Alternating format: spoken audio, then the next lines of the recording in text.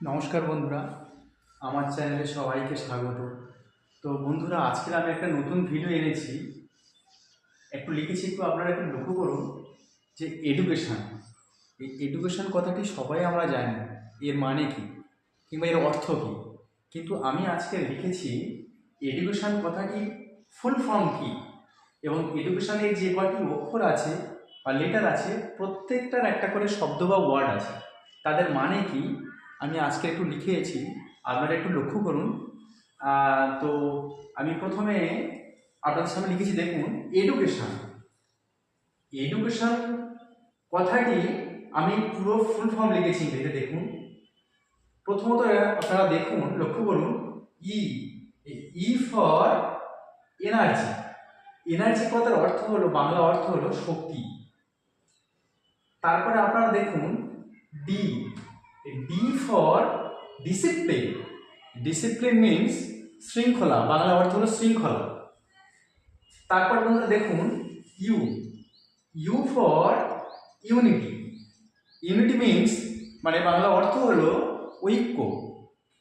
তারপর আপনারা দেখুন C C for confidence. Confidence means আত্মবিশ্বাস। তারপর বন্ধুরা দেখুন এ এ ফর এইম। আমরা সবাই জানি এইম মানে লক্ষ্য বা উদ্দেশ্য কি আমার। তারপর বন্ধুরা দেখুন T T for talent. Talent means প্রতিভা। সব সব কম বেশি সবার মধ্যে এক একটা প্রতিভা থাকতেই পারে, সেটা কেউ প্রকাশ করতে পারে কিংবা কেউ প্রকাশ করতে পারে না। তারপর বন্ধুরা দেখুন আই আই ফর ইন্টারেস্ট। ইন্টারেস্টের মিন্স আগ্রহ। শিক্ষার ক্ষেত্রে আগ্রহ মাস্ট থাকতেই হবে।